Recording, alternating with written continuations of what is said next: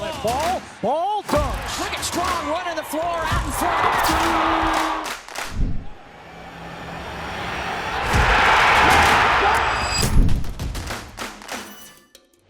Gotta love yourself a good old-fashioned shit kicking. We've been asking for them, and boy, oh boy, have the boys been delivering. UConn 92, Xavier 60. Contributions from, pretty much every possible place that somebody could provide a contribution. Silas Demery Jr. leading the party yet again, 17 points, 8 assists, 4 rebounds. All good there. Terrace Reed, probably his best game of the year so far, I thought. We'll certainly get to that here in a little bit. Braylon Mullins with a bonkers first half. Solo and Alex pitching in with 9 apiece. The bench scoring's back, folks. Bench scoring is finally back. 30 points for the bench tonight. 22 points off turnovers. 46 points in the paint. 17 on fast breaks. Only 6 second chance points. Man, we can be mad about that. There's really nothing to be mad about, folks. They were awesome tonight. UConn improving to 22-1 on the year, 12-0 in the Big East, alone in first place. Harley Mania, you were there. What were your thoughts? Yeah, that was awesome. It was great to see them kind of stack that on the back of what they did Saturday night. In the first time that they have beaten the shit out of somebody who is not an America East program in that building was nice to see this year. Yeah, just a sensational start. Braylon scores 10 points in the first 3.5 minutes, which was wild. Terrace completely engaged, really dominant from the opening rip. I mean, Terrace, his interactions with several players tonight were stuff we haven't seen, all positively. Just to see them those two guys especially go for the throat right at the start, and Xavier was just in hell right off the start. I mean, 16-2, 5 minutes in, and you're not sure where this game's going to go. You're not sure if they're, Sean Miller 2 years ago talked about it was the sort of first half that made you question if you should ever play basketball again. And damn if Xavier didn't run it back 2 years later under a new coach. That was just non-competitive right from the off.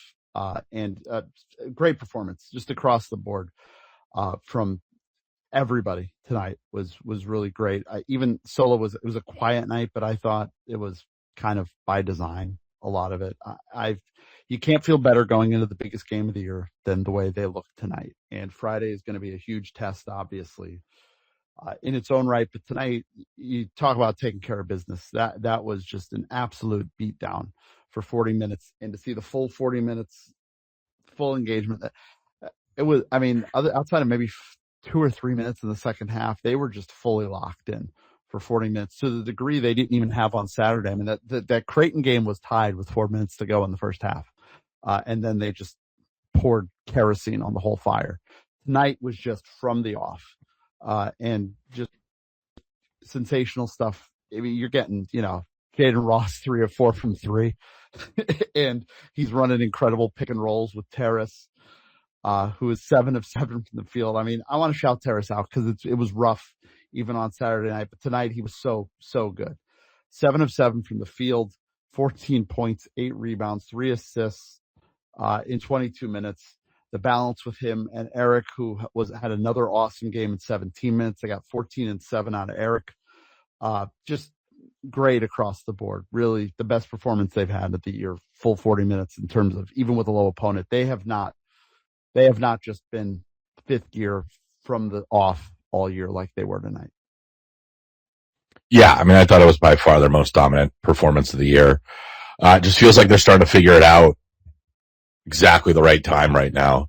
Obviously there's a lot of notable things to talk about. I mean, they were literally on the precipice. Another point out of Solo and Alex, and we're looking at 1, 2, 3, 4, 5. We went at 7 double-digit scores tonight. That's crazy. So it's not only that, things look like they're really starting to click. They're spreading the wealth right now. And that's what I really like to see. Just a very dynamic overall attack from them. But, you alluded to it.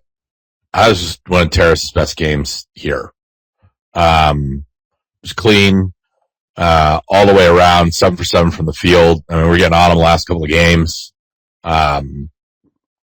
I have never seen Terrace Reed Jr. move the way he did on a basketball court like he did tonight.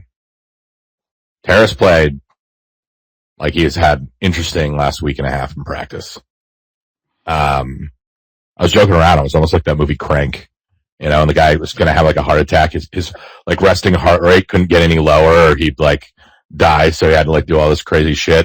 And that's what it felt like watching Terrace tonight on the court. Like I've never seen him move that intentionally.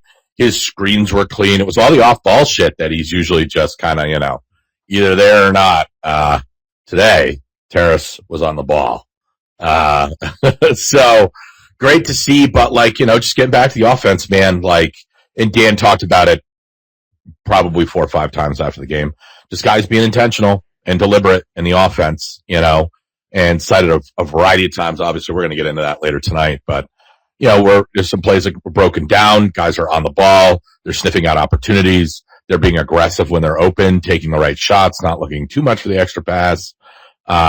There's one sequence which we'll get into that I thought might have been the best offensive possession they've had all year. It's starting to click now, finally. Obviously, some of the shots going down, that also helps a little bit. I think there's been a little bad luck sort of mixed in there, but the shooting is really, really, really collectively starting to kind of come around. And Dan alluded to it a little bit too. We've had everything from Braylon Mullins' concussions, him being hurt a little bit, Terrace being hurt early in the year. Like they haven't really had a lengthy stretch of games where they could get guys in with some consistency and start to really knead out their rotations a little bit. And I think we're starting to see it now, and it looks, knock on wood, like they're really turning the corner offensively. Like I feel very good about where they're headed coming into Friday night. Yeah, and they at the half, they have 17 assists. They limit Xavier to 1, and Xavier's not very good. But to finish the game with with 26 assists on 34 field goals is pretty crazy. Alex had a sensational night. 9 points, 6 rebounds, 6 assists for him, 8 for Silas.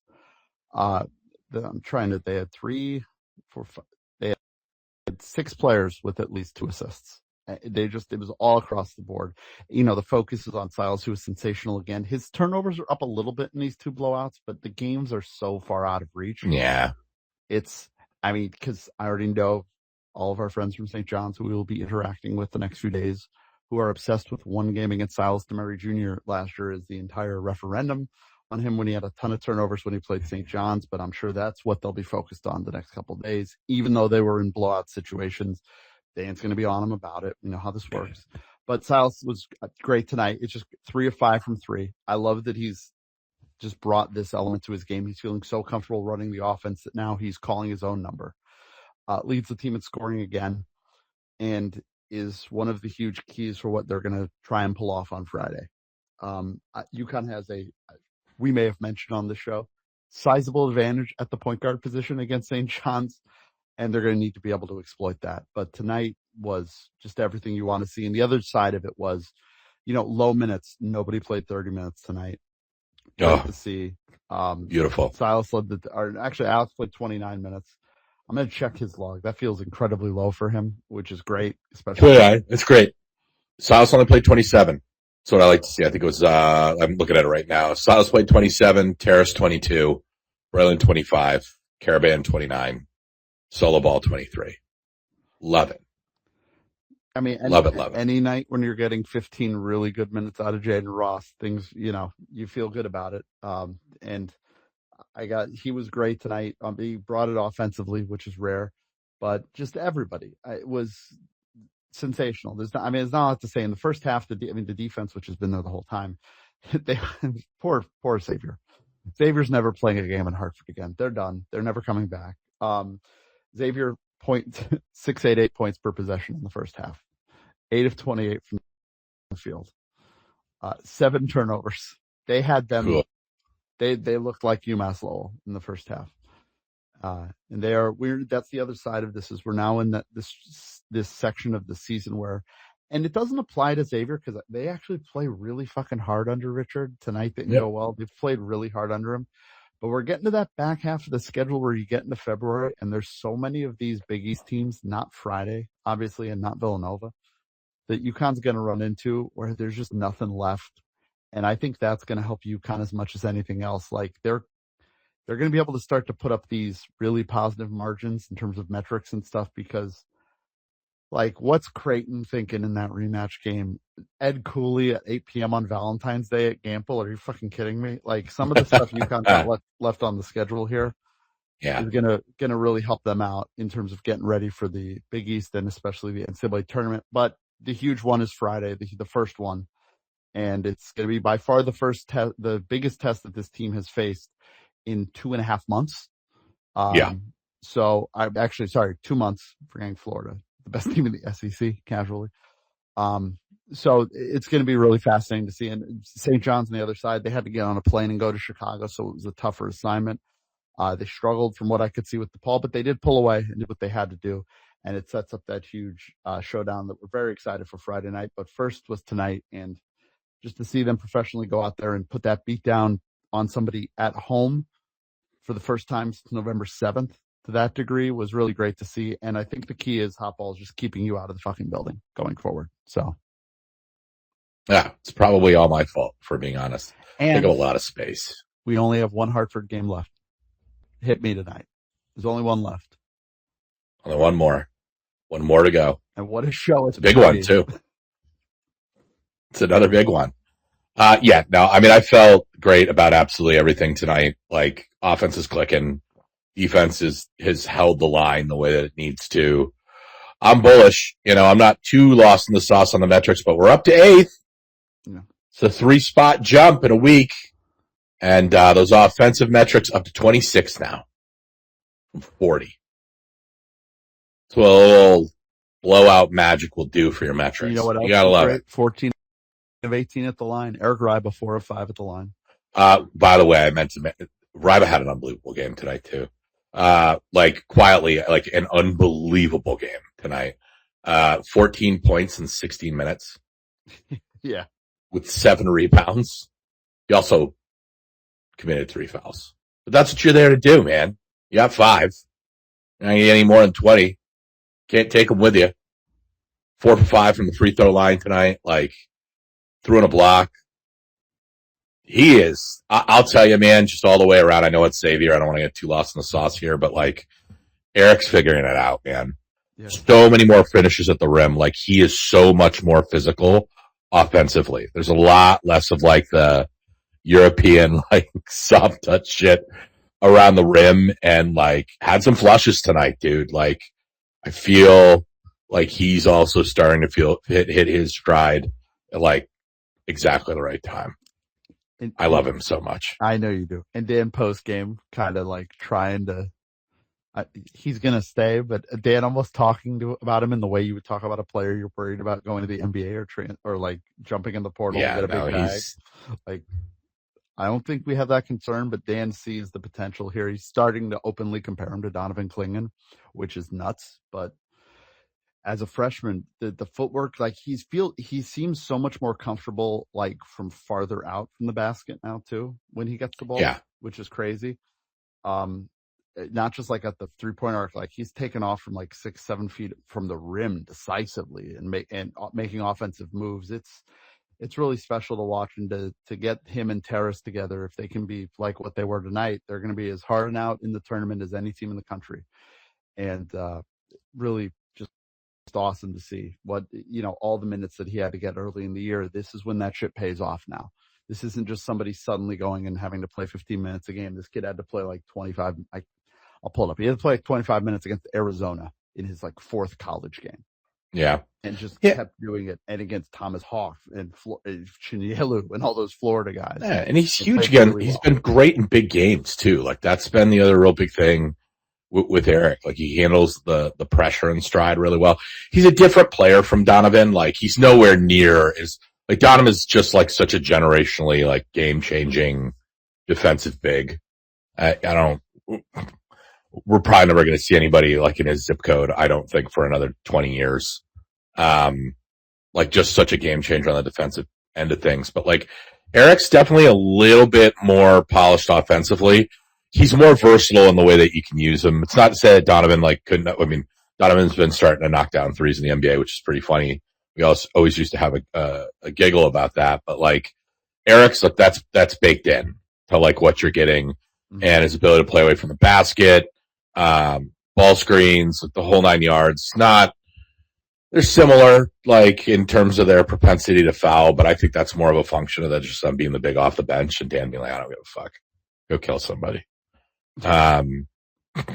So I'm not all that worried about it, but Donovan's probably a little bit better on the screens, but they're a different player. But Eric's, I'm telling you, I absolutely cannot wait to see what he looks like next year. Cannot wait. I feel pretty confident he's going to come back. I hope Dan doesn't start talking himself into stupid land over this. Well, they were able to refocus him when Dan apparently learned tonight that Silas was not on the Kuzma. Oh, yeah. And by the way, this is what I thought Dan's best press conference. Most insightful, for sure. Also, the most ADHD press conference he's had. It's very hard to keep him focused tonight. Yeah. But credit to folks like Jaden, others, they kept him on task. We got to the real important things.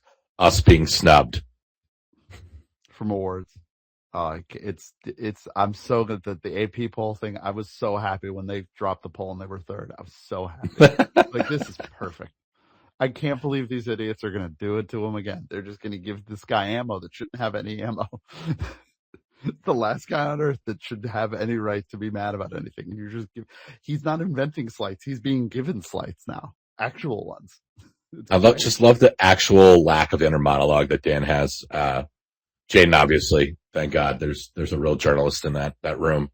Jaden asked him about it tonight and said, "I'm really." Asked him about him being snubbed for the Kuzi Award and said, I am not aware, but now I'm aware, and now I'm going to go fucking nuts." Follow that up with he's playing his way into becoming an NBA player. So yeah, right now. I know he's getting the attention of a lot of NBA teams. I don't know the other 10 players, and I'm not going to sit here and take shots at them, but that's bullshit. Just total bullshit. Now, it is a watch. We're so back.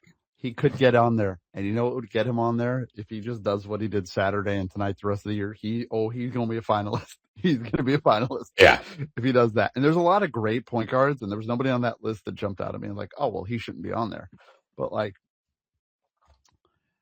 I don't know. He's the best player on a team that's 22-1. I'd put him on there. I think he would have been safe, but we'll see. It's just nice to get little slights when the team is humming at the best. It's the level it's been all year, and this is why we talked about the metrics, folks. It is more fun and better to beat teams by big amounts than to just beat them by 3 or 4 and say we're good in close games. This is better. I prefer this. I think they should. I like both. It's good. I like beating the shit out of teams. I like winning games. I also like being high in the Ken Palm rankings. I like to be high in all of the rankings. If I'm not high in the rankings, then I'm not as happy than I would be if we were higher in said rankings somewhere. Any rankings. Just give me any rankings. Computer ranking, a nerd ranking, a bunch of alcoholic journalist ranking. You tell me. You give me a ranking. I like being high in those rankings. Makes me feel good about where I'm at.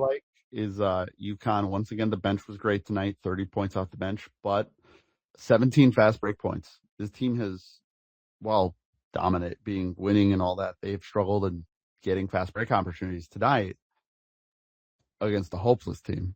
They were able to generate the fast break a little more. And it's going to be another thing Friday because, St. John's going to want to run and gun.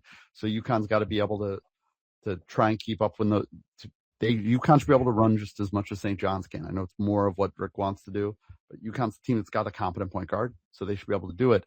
And it included tonight, hot balls. We saw a white rhino. We saw a comet. So I was going to bring it up in transition. I can't believe it. And to Jaden Ross. What an amazing development. Of all the people he passed to. Never anybody else. Not Terrace. Not Alex Caravan. Not Alex. Jaden. Not anybody that's great at rim finishing or in transition. Jaden, there you go. We saw some wild possessions tonight, positively. Do you want to talk about the pick and roll? Yes. That was like everything. That is second half. I think it was what, like 8 minutes left, 9 minutes left, maybe? Right around that. They come up, they ran something out of horns. It didn't go anywhere. And, Alex tried to create a little something, something. Silas tried to create a little something, something. Tried to do a little give and go. Nothing there. Terrace, alert Terrace. Comes up, sets a pick. A nice little roll. Gets the ball halfway down the lane, and then a no-look pass. Who was it to Jaden for three? Who was the three? Jaden Ross for three. But, that's what I wanted to see from this offense. That's what I've wanted to see from this offense all year. And it's like that play has guys trying to make plays, capable of doing it, but, seeing the offense and, finding ways to get back into it when shit is broken down. It's just that perfect balance of, running and having structure, right? Initiating offense intentionally, taking what the defense gives you, right? And then finding ways to get yourself back on the rails. I just loved everything about it. It was the structure that our offense has, but with guys that can make plays. I don't think there's anything wrong with calling UConn very much a system offense. We are totally a system team. I embrace it fully. And I think if there's a criticism that you could make about us over the years offensively, we've always had we do have them, but we haven't always had killer playmakers that can just go get you a bucket, create off the bounce, get back into sets, because we drag ball, we just run things so late in the shot clock. You know what I mean? And tonight, we're starting to, now that they've had those pieces, that's what I was really hopeful to see earlier this year heading into the season. And I finally feel like we're starting to see them.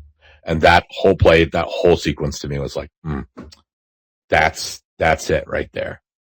That made me very horny. Speaking of horny, goal horn was back too.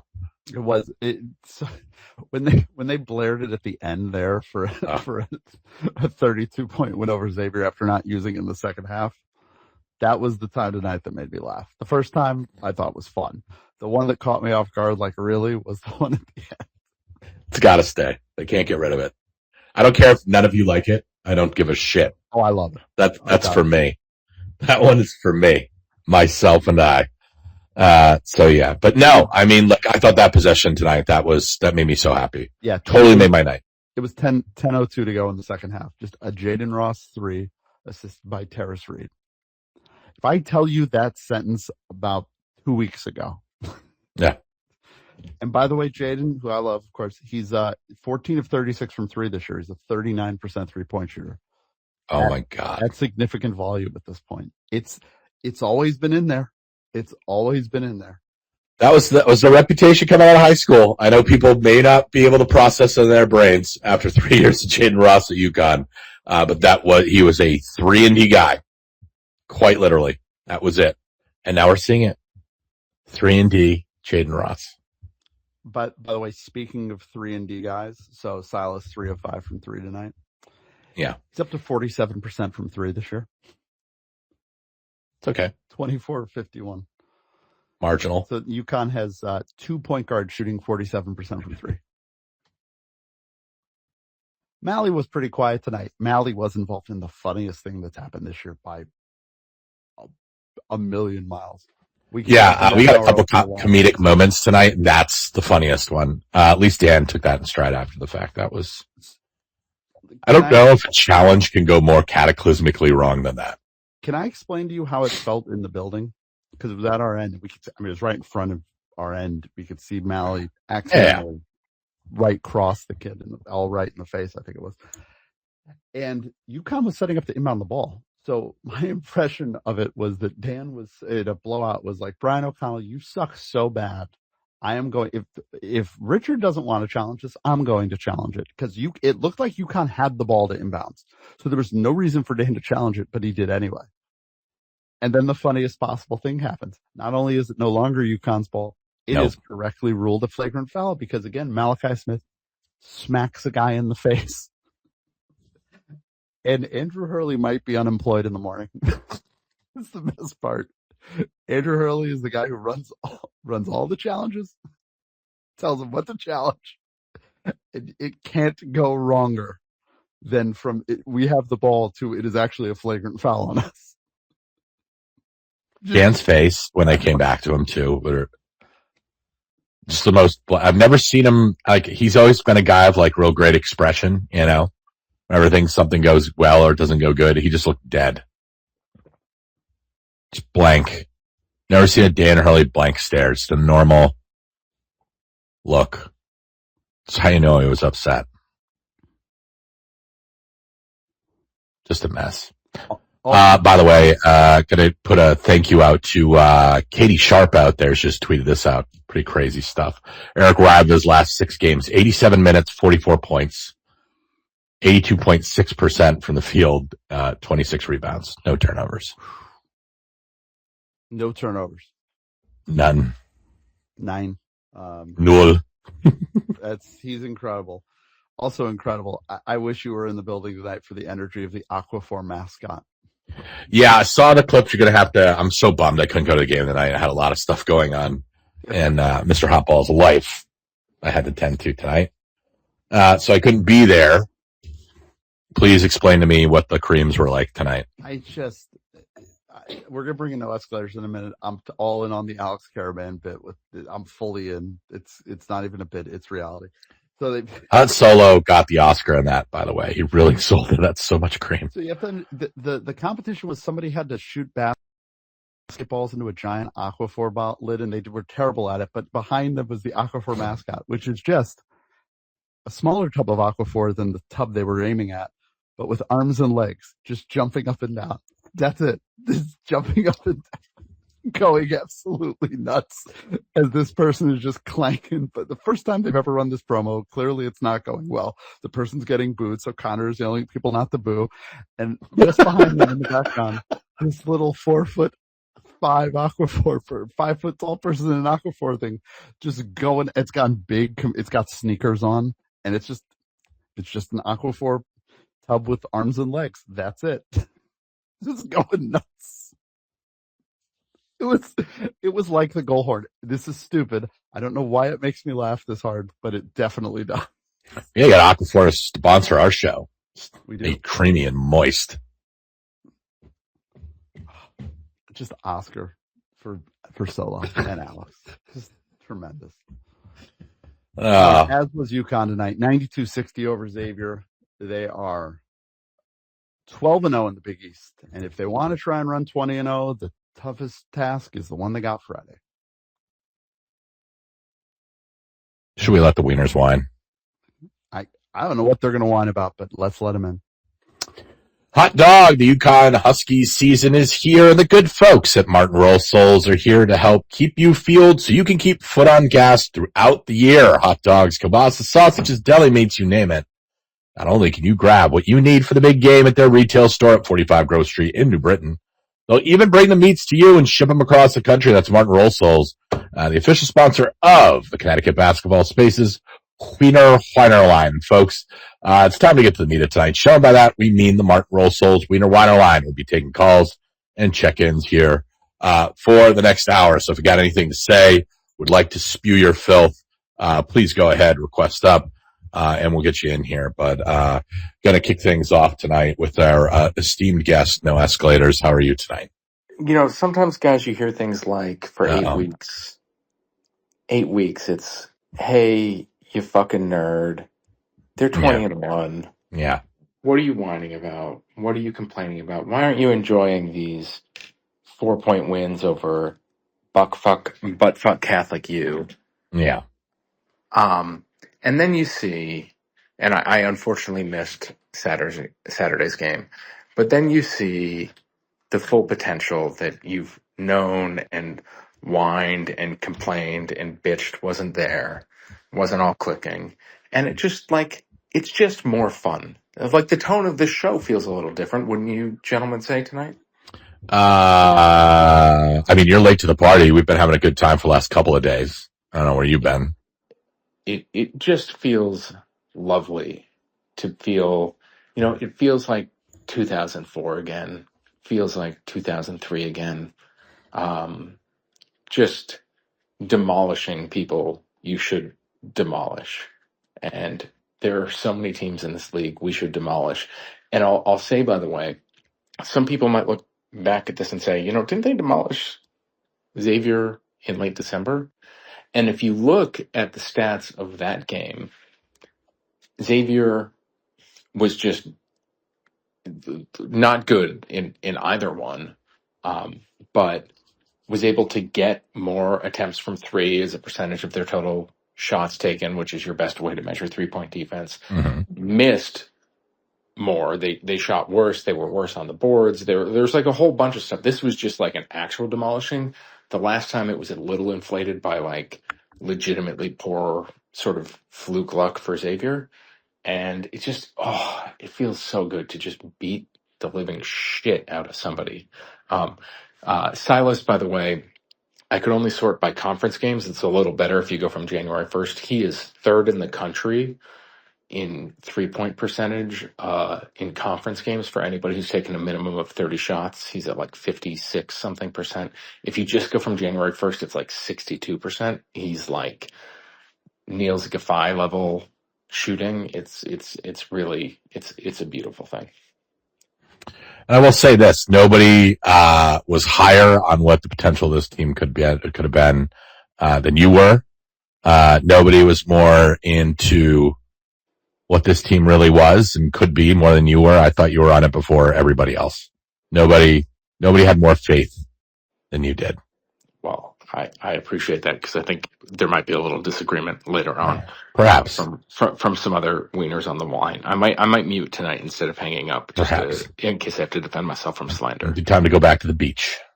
It is just, it feels so freeing to see it click because it was so obviously there, and we like complained so often that it was a moving target every time.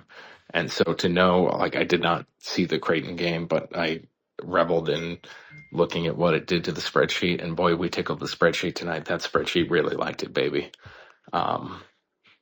It's just every weapon is there, and to finally have it starting to come into place, I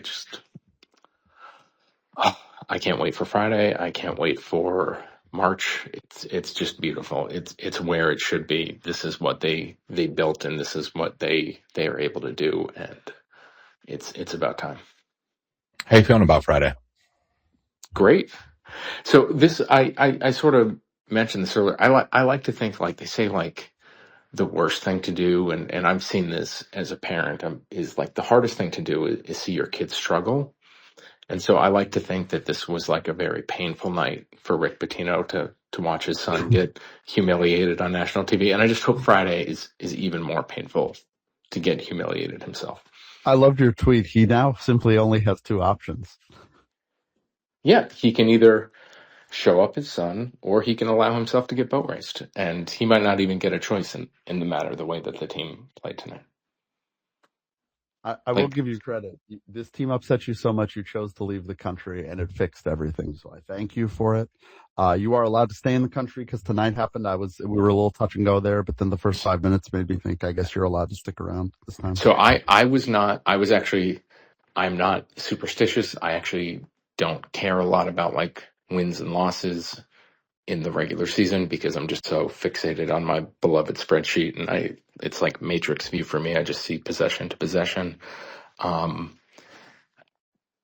wasn't able to watch until the under 8 of the first half, and they were up like 30-12 or something. And I was like, okay, if I turn this on and it all goes to shit, do I have to start believing in Etsy witches and ghosts and stuff and just box myself out for the rest of the year? But then they just kept rolling. So, nope, math wins. That's right. And tonight was the first on Torvik, the first perfect 100 game score since UMass Lowell. So, glad you were able to enjoy that, albeit in a colder environment. And have fun Friday night. You'll be in the building. That's going to be wild. I'll be in the building. I'll have my shirt in a pizza box, which another delightful subplot of the day is seeing a certain variety of St. John's fans get extremely mad that the UConn fan base is large enough to draw promotions at a St. John's home game that St. John's can't get from certain beloved national brands, and watch them throw a hissy fit about it. It'll be great. I'm sure there will be a lot of UConn fans there. Rick Pitino is sure there will be a lot of UConn fans there. That was funny. It's he doesn't seem to be having a great time. I'm not sure if you saw his roster breakdown of who will be back next year and who will not be, but it felt a little early to be doing that to your team. But that guy, I don't know if Rick will be back next year. I can't even. He makes his calls and he doesn't back down, even when, you could have brought back your Big East Player of the Year point guard and who look, it was fluky, wasn't the best player in the Big East last year, but probably could have helped this team. And then you have your biggest donor out there talking about how he spends more than Mark Cuban, who wins a football national championship, and you get to the second round of the NCAA tournament. Maybe that's why he was an early investor in the internet, and you're a guy who bets on horses for a living. Just a thought for where you're getting your money from, St. John's. But look, it's great. Everything feels amazing. I cannot wait for Friday. I can't wait for the rest of the season. I'm hoping they keep it up, because this is the potential that's been there. This is what the roster was meant to play like, and I'm excited to see where it goes. I'll go on mute and let others jump in, but it feels good to be doing this call instead of the exact same one I could have hit record on and just played the recording since the Texas game. Thank you. Nobody was on it earlier than you. I know. I hate that he's right, but he was right. Yeah, I don't know if RJ Lewis really should have analytically been the Big East Player of the Year, but in terms of bringing him back, you know what he's better than? Nothing. So I would have done that, but I don't know. Maybe I'm the weird one. Sidebar before you go to our next listener, by the way, we will be Hot Balls and I will be sticking our heads above the trenches here tomorrow night.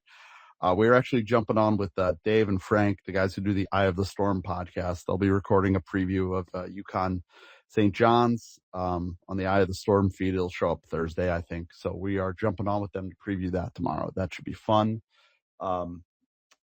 We actually found a couple of St. John's fans online who aren't actually just trying to commit atrocities, which was kind of a pleasant surprise. So if you want a little more content of us, that'll be coming your way as well. Always nice to do a little preview. The Mississippi Strangler strikes again, by the way, tonight. Chris Beard with a rough one. I heard he had a fun rough night. Ejection. Yep. Almost got in a fight with Rough. Oh my God, he almost punched his assistant. He kind of did. Did he have a weirder night than Doug Gottlieb, who apparently waged war against numbers or something? Oh, did he? Oh, it's Doug Gottlieb, the latest anti-numbers guy. Rant about why Ken Doug Gottlieb and Jared Kotler, two guys that love the numbers. About why KenPom is bullshit. Yeah, you're 12 and 12 on the horizon, buddy. Can you bring no escalators in one sec real quick? He's better. Yeah, I think I did bring him in. Is he? He wants to say one more thing. Cash, he can say one more thing. No escalators. What do you got? Is he back? Is he in here? It's probably fucking Elon. Probably broke this. I'm here, but just sitting on mute. Okay. Elon did break it. The second I put myself on mute before it killed the audio. It's a good website. It's great. Yeah, go look up the Doug Gottlieb anti-KenPom rant if you want to get mad, since tonight made you happy. I can't believe a radio guy would be against numbers. I think this is just shocking. Him missing doing the radio show now, and he has no outlet for his hot takes because he has to do his actual job. I mean, I kind of identify with that. I kind of do get that whole thing, You just got to have that place where you can go and just pop off. Anyway. Be an attention whore, That's why we're here, folks. I mean, we're doing it.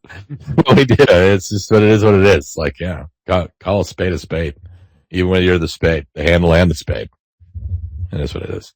I know, escalators, do you have anything special you wanted to add, or was that it? No, I'm just hanging out in case I get slandered. Oh, okay. So I'm chained to the wall over here. He's ready to go. Cash Fry, what do you got for us, man? It was really great to hear Dan say. Obviously thrilled with the win tonight. him uttering those words, I needed that. Yeah, it's been a long time coming. The last two games, like Noah Scudder said, that's how it's supposed to look. I don't know if you guys have particularly noticed, but like the usage the last two games among the starters has shifted a little bit, and Dan's been playing a little bit more creative lineups, and I think it's been working. Because even in that Creighton game, the starters didn't even play particularly well. I mean, they got out to a 10-0 run tonight to start the game, and they looked amazing. But then in the second half, they didn't really keep that up when they came out.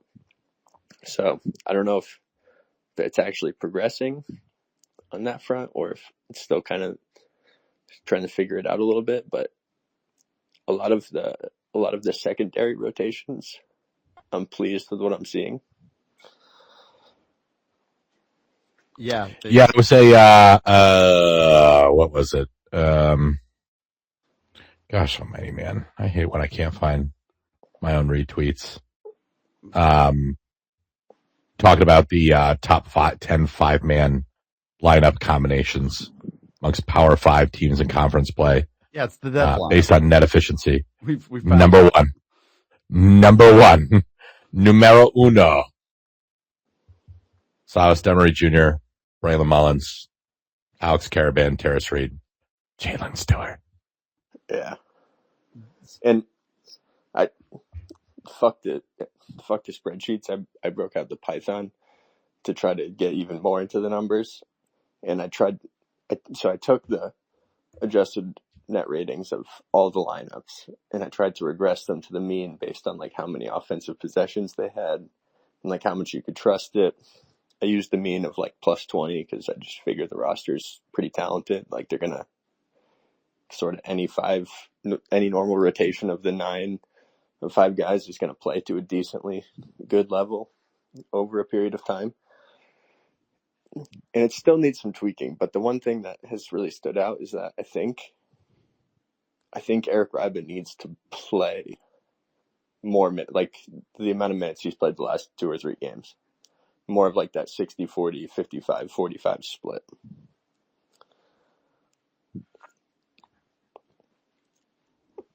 And I think I'm trying to see if they've run the def lineup with just Eric or how often they've run it. I mean, you would probably know.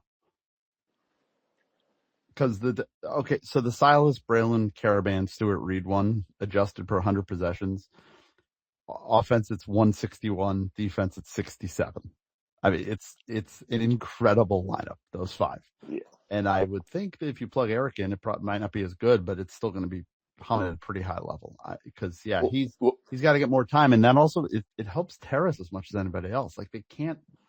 I don't know if they can expect Terrace to just play 35 minutes or not 35. Like 30-minute Terrace might not be great, but 25-minute Terrace is spectacular. Yeah, and you saw that, like Terrace said, was electric tonight. Yeah, and he was electric from the get-go. That was what jumped out at me. Like hot balls, you allude to it. This looked like a guy who'd been yelled at for 3 days, for lack of a better. He looked so engaged, and if they can, just bottle that up Friday and do that going forward. I mean, this time of year last year was when he really turned it on and allowed that team to end up having a fine, honorable ending, because he was great the last month and a half of the season. So I wish it didn't take as long, but we're here now and they're 22-1. So perfect timing for it. They also need to get Eric. Like tonight's got to be what they got going forward in terms of involvement. If he's going to play like that, you can't keep him on the bench. It's not even about Terrace. It's about that kid is too good.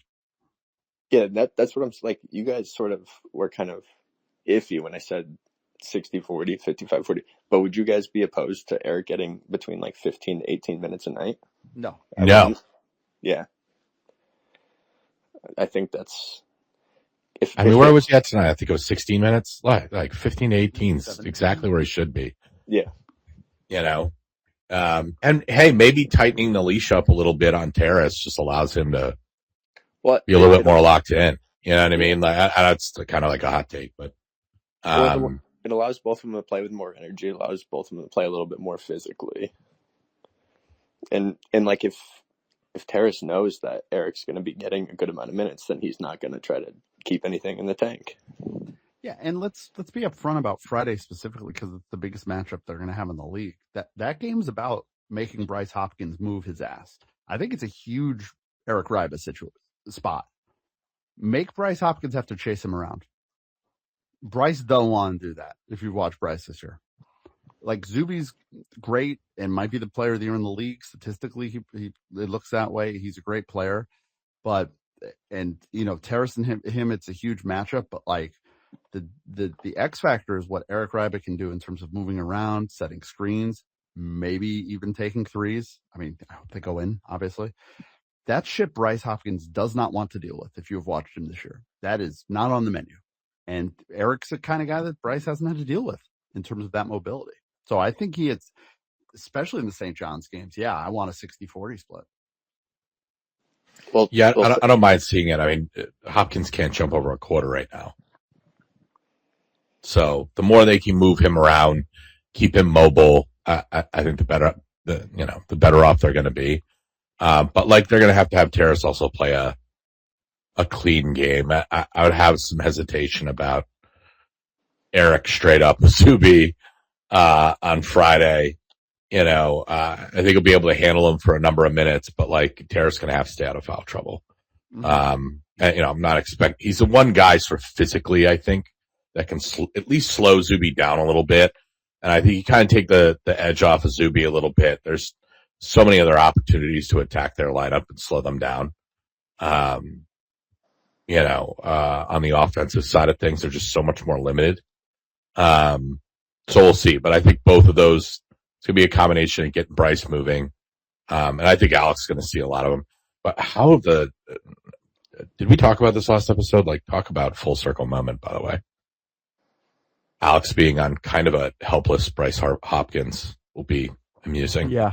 Given where we were a couple of years ago. It's exactly what we talked about, where we've come around. Because I think Alex defensively is going to be next factor also because of the way the matchups are going to work out.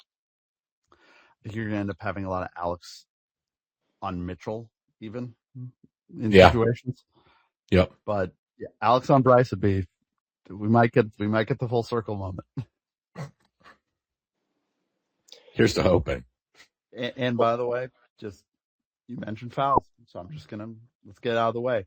Guys can't work 2 games in a row for a team. So Friday night, you will not have Brian O'Connell, Greg Evans, Tim Smith, Patrick, Tony Henderson, or Tim Clarity. You know who I didn't fucking mention? You didn't. And Jaden Daly's there, so I mean, we know what's going to happen. He's going to be there, folks. Honestly, it's going to be a James breeding game. It's going to be a breeding game. Honestly, if it's James, like, that's fine. If it's James Breeding and Matt Potter, I might just turn it off. I don't know. Could be Potter. He's eligible. If it's Potter and Breeding, I'll lose it. We flying Roger Ayers too for it. Might as well. That'd be the perfect officiating assignment for the Big East biggest matchup of the year. Hope that Fox window's 3 hours. Just put a bunch of auto whistles out there and see what the fuck happens. That's what people want to watch. I want to watch these teams shooting free throws. That's really what shooting free throws and then shaking hands for 20 minutes straight. All right. I said all this stuff about Ryba because I wanted to nitpick because it's getting a little too chummy in here. And that's just what I do. Okay. And you kind of challenged us. You said, I don't know what you could complain about. So here you go. I think Ryba a couple times tonight maybe overplayed a little bit on defense. Like maybe like on a couple of his hard hedges, like he had already achieved the objective and still kind of like took an extra step. And I think if he does that against a really good guard, he's going to get exposed on short rolls a little bit. He also kind of did it in the post once in the first half, maybe against Trey Carroll. Like, Carroll was like a step away from the baseline already, and Rabbit took that extra step again. And like he's not going to get around you on the baseline. Like, you're huge. Just be huge. Like, he's not going to get around you already. So just play big. just know you're big. That's my whole point here. Yeah. No, I think that's fair. There were a couple of and ones that he gave up. If I actually have to nitpick something else, it'd be I didn't love the way Jalen set screens tonight, but mostly because I know he's usually really good at that, and I'm a little nervous about the way this team that they set the big set screens, the way it gets called once we get to Marsh. Shouldn't be an issue Friday, but you never know. And on Terrace, a couple times tonight, Terrace was getting doubled in the post a lot, and the entire side of the court is just cleared out. Like there's nobody making an outlet pass easy for Terrace. There was one where like Alex was coming off a curl and there's a help defender just sitting in the paint. Wait, like that's an impossible pass to make. Like as soon as you see the double coming, you got to start cheating over to Terrace's side of the court, and you're going to get a wide open three.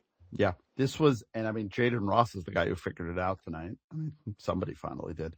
This was the thing that was keeping me optimistic about Terrace when things weren't great for periods of the Seton Hall game or like the DePaul game, and even the Creighton game last Saturday broke me because he didn't have it anymore. It was like he was getting double teamed and nobody was moving.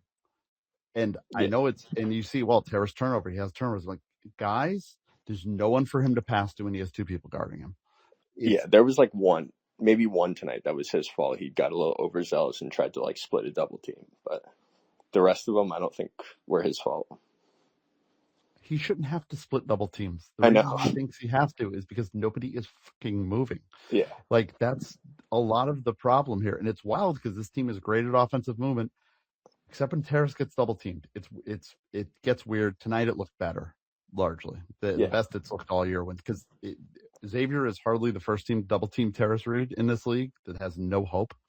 So they just figured might as well try it. Great seeing Terrace pass out of it. Don't want to see him dribble out of it, but I guess he can do it. I thought he was going coast to coast on one of them. Yeah, that was a funny sequence. That was wild. I just wanted him to just keep going. I wanted to see where this would go. I was laughing, I was cheering, and then I was freaking out. That was the only funnier thing to me was when Richard Pitino, with 4 minutes to go in a 35-point game, put on a zone press. I was like, all right, I guess we got to do this shit, Richard.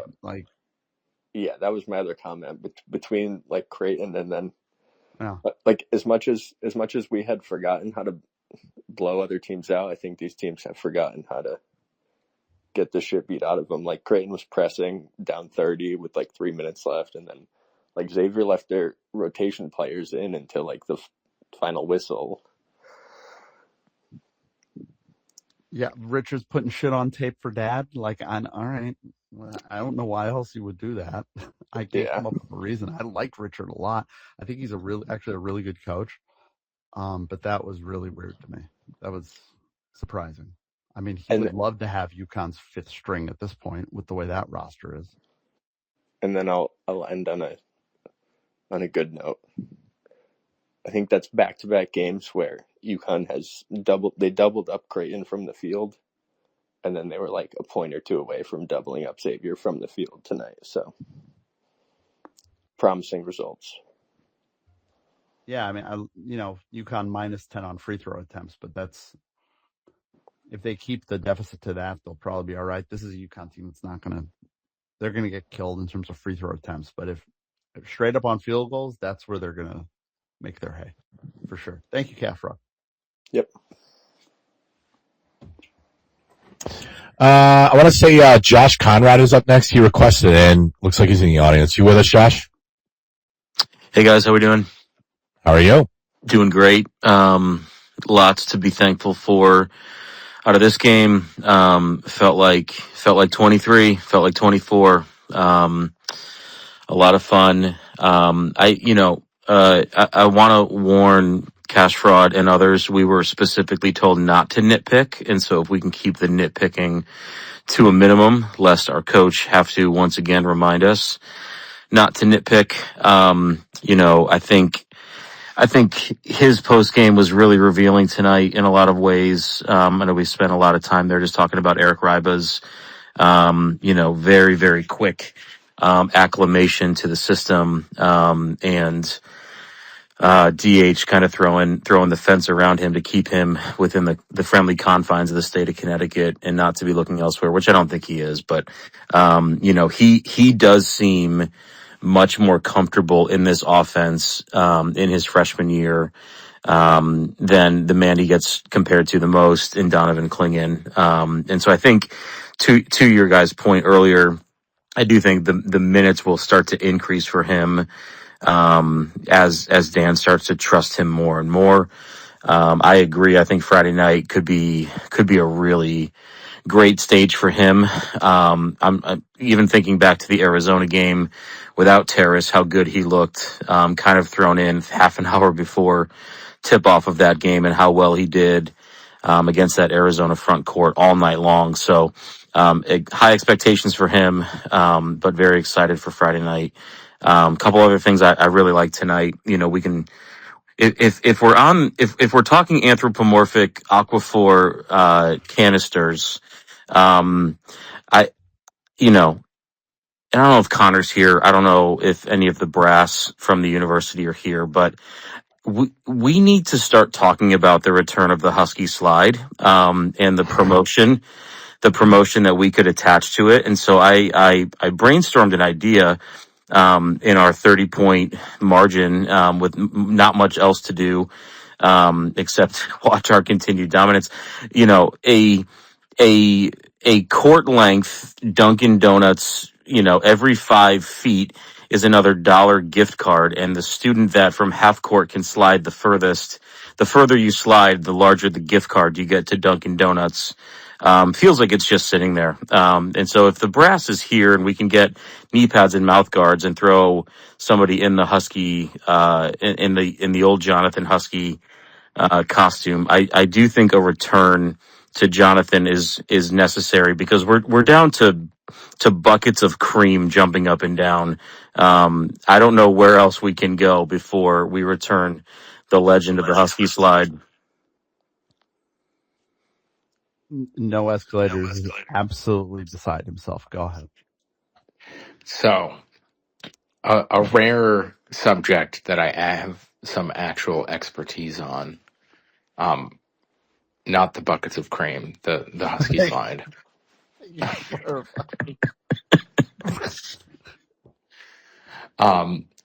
So for those who don't know, the Husky slide was banned in like 93. It was 93 or 94. 94. And what had happened was there were 2 guys who were upperclassmen who had been Jonathan, who became expert at doing the Husky slide and basically got in a competition with each other to see who could jump higher and slide farther. And it was a beautiful thing until it came time to train their replacement, who fractured a rib, which punctured an internal organ. After which there was a long series of appeals about, what if we wear catcher's protective pads under the clothing and things of that nature. There's an article, I think Dom Amore wrote it. Yeah. Back in like the early 90s. I wrote a thing for Home Field a couple of years about it, which led to a great sticker that I think links to that article, which has like hilarious early 90s descriptions about, what people were willing to do and very candid descriptions of, what the school was willing to do and what insurance companies were not willing to allow the school to do that I think nobody would ever comment on today. It did happen at, I think it was after the 23 final because Home Field put out a bounty, and there is a video of whoever was the Husky at the final doing a slide in order to get a t-shirt. Did he get reprimanded?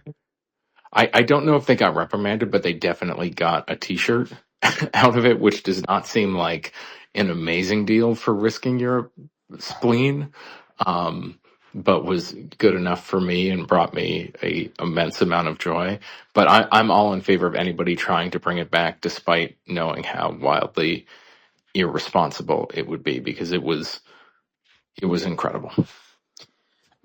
And yeah, I think we've never been closer to both needing it, and I think there has to have been in the last 3 decades, improvement to protective gear for mascots that are thin enough and yet durable enough to protect everybody's rib cages. And I'm sure with waivers and, in the insurance capital state of the world, there has to be one of our companies that's willing to underwrite this policy for the Husky slide. I'm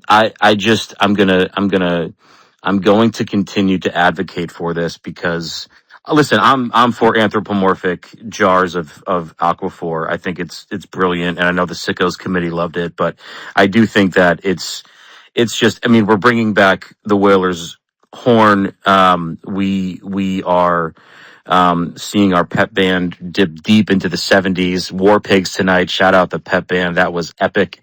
But I do think that it is high time for our prince, the White King of the North, Jonathan, to return to Gamble and Hartford for a Husky slide. And listen, if Duncan wants to be the company, or if Avello wants to give a gift card, in a dollar figure for as far as you slide, I just think the opportunity for sponsorship is there. Connor will be perfect for it. And then, some roving, rotating member of UConn Twitter can don the uniform and risk spleen and rib for the amusement of 10,000 people. Look, I love it, and I think you're just missing the opportunity right in front of your face, which is we just lay some Aquaphor down in the paint, It's and perfect. I was gonna say, just then you let him lather go it and up. run, and then Just collab of the if he's got to century. cushion it and then increase the slide, I don't see a I downside. mean, just don't even need the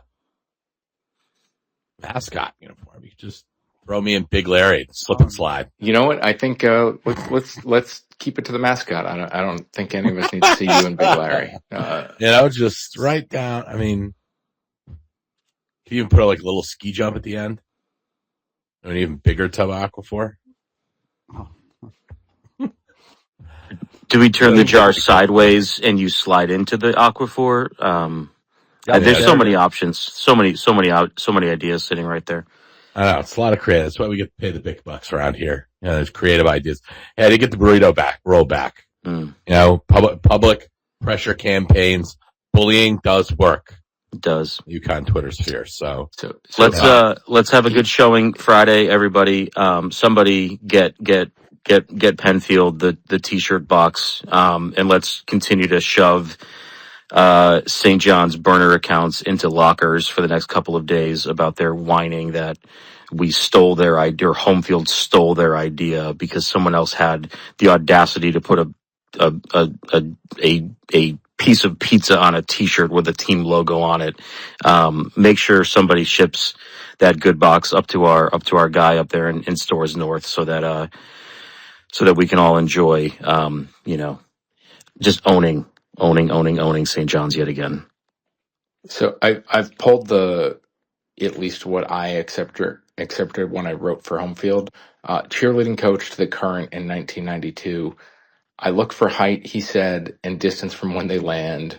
He paused, and if they get up after it or not. That was a description of the tryout for the Husky slide. So, and then there was a list of injuries: a dislocated shoulder that required a hospital trip, a neck cut by the head of the mascot costume, a knee injury requiring medication and daily treatment, and then of course the spleen. So really a beautiful tradition. And surely with today's lame college students, we could find some 21-year-olds who would not get in a competition to see who could hurt themselves more. Look, if Lindsey Vaughn Yes. in the Olympics and her last Winter Olympics without an AC fucking L, all right, we can find somebody to do this. You just need a little bit more mental toughness. Yep. Or beer. That works too. Thank you, No Escalators. I did just tweet the link to the Home Field article you brilliantly wrote a couple years ago. I love the opening where you explained this is a terrible idea, but hear me out, basically. Thank you for that. That's tremendous. We got to bring back the Husky slide. All we need, like, if we walk in for that last game, Hot Balls, and there is a red court down, St. John shouldn't even get off the bus. That's all we're missing. We're doing all the other nostalgia bits. Go all the way back. It's like we've almost completely moved the program forward by taking it backwards. and we just go with the all red court, the McDonald's Hartford Civic Center logo right in the middle or on the side, whichever you prefer. Got the Whalers goal horn at the ready. Those old throwbacks and the Husky slide. That's all you need. That's all anybody needs. Well, I took a turn for the interesting. It did. No, I'm glad we went there. It was worth it. Well, while we're waiting for anybody else to request on up, by the way, folks, if anybody has anything to say, the queue is clear. So if you want to jump on and talk about whatever ails you, you are more than welcome to do that. But before we get into that, folks, if you want to talk about a Connecticut business, nothing comes close to Martin Roll Souls. Since 1928, Martin Roll Souls has been feeding cranky Huskies fans all over Connecticut and beyond. Hot dogs, sausages, kielbasa's, and deli meats. They have everything we need to keep jerks like Hurley Mania fed, quiet, if they didn't threaten to pull their sponsorship over it, even a place to frankly just leave them. But I promise we wouldn't do that to them again. That's Martin Roll Souls at 45 Grove Street in New Britain, the official sponsor of the Connecticut Basketball Spaces Wiener Line. There's nobody else in the queue. All right. Do you have anything else you really want to talk about? No, I actually do have something. This will be great live content. I want your live breakdown of the tweet that I just retweeted from Valley Madness. There is a kid tonight on UIC, University of Illinois Chicago, who has a 3-point release. You have to see to believe. Mm-hmm. I just saw it, and it is stunning.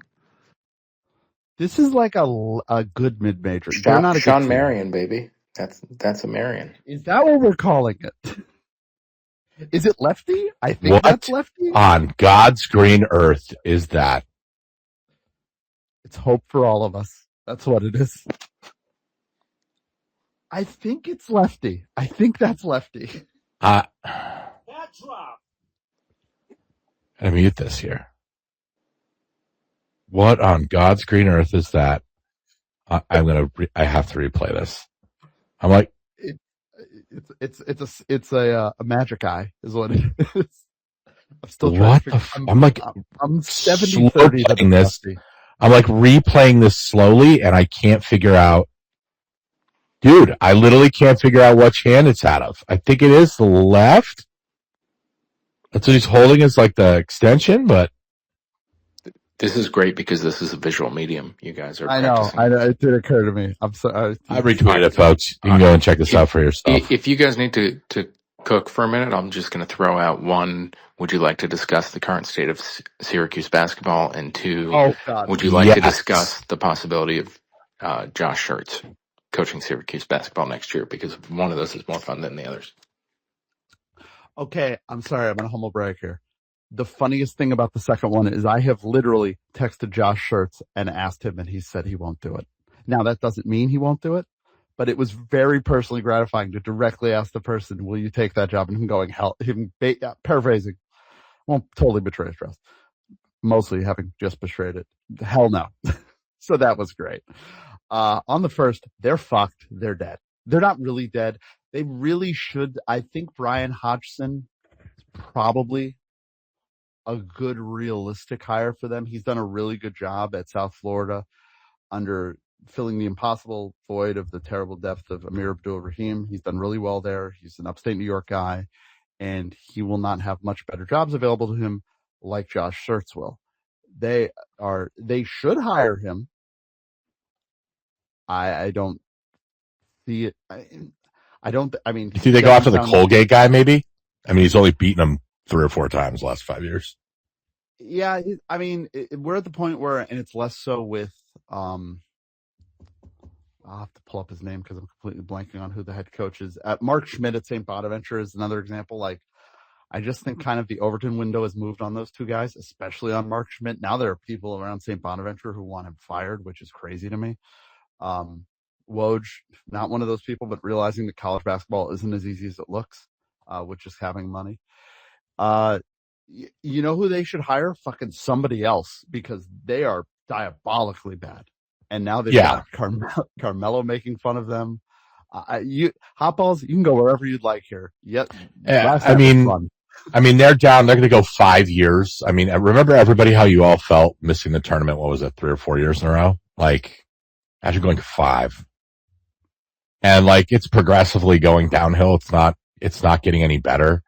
I think there's like real danger in going like anywhere outside of 6 years and having like a real skid. If you're a very, very, very good college basketball program, like big time danger. I mean, we talk about it here all the time because like the farther along this goes, like the more into the past you just sort of drift. They haven't been in a Final Four in 10 years. And right? When they were in seems complete horseshit. A joke. Total joke. And, so they haven't. Chalice is what it was. It was actually the worst thing to happen to them. Yeah, no, yeah. And so, like, I mean, it's been 10 years since they've been in the Final Four. They haven't been in the tournament since 2021. Like, you kind of start to get into that 6-7 year window where you're not in tournament, man. Like, they're not like an Indiana or a UCLA where you've got all these national titles in the past and like there's sort of like these generationally transcendent figures.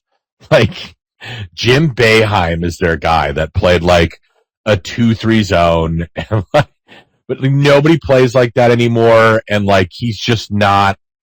I mean, God Almighty, I spend hours on Jim Boeheim, but like they're just not one of those programs. Like I think you get to a certain point, like in Indiana, like there's only so bad you can get.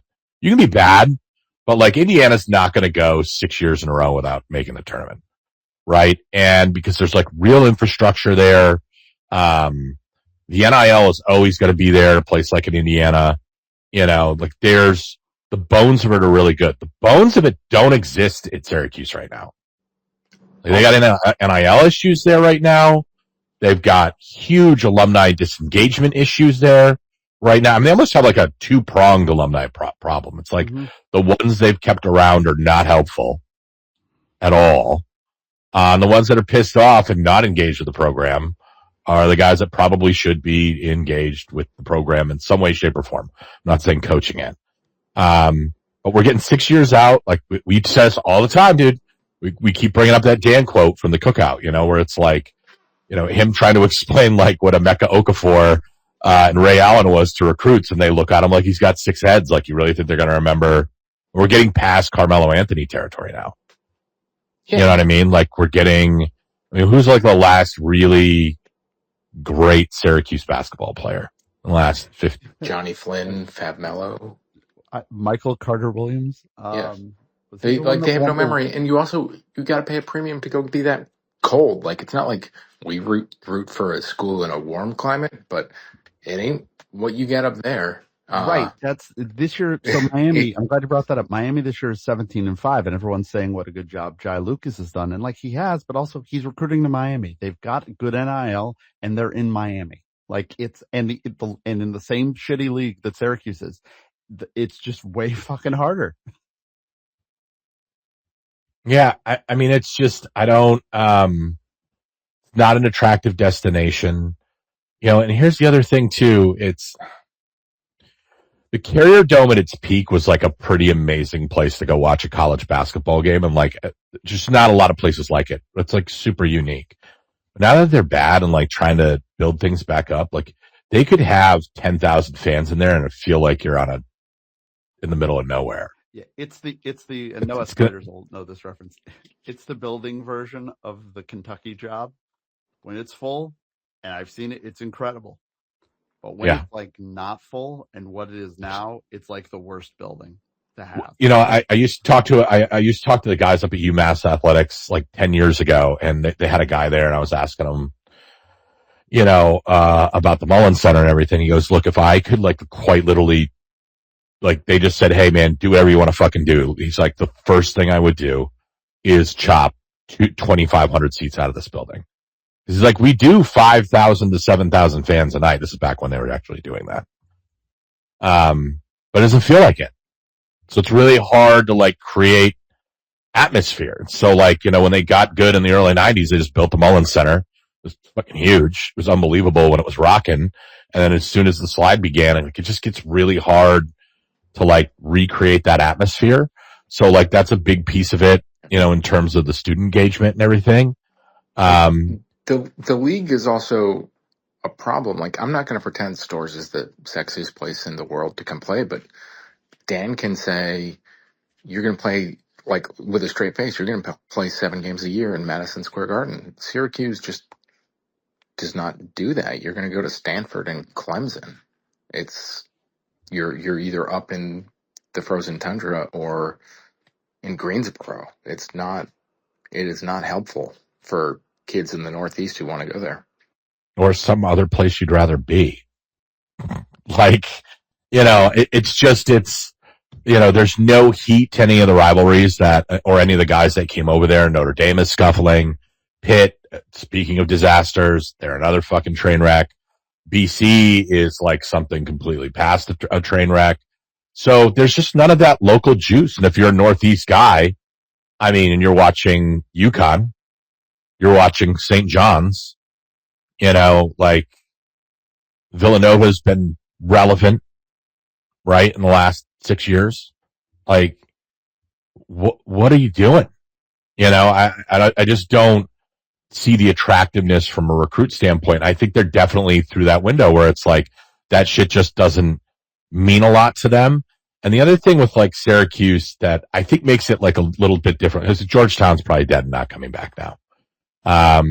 But like the thing about Georgetown is, especially in that particular area, like that was such a culturally transcendent program.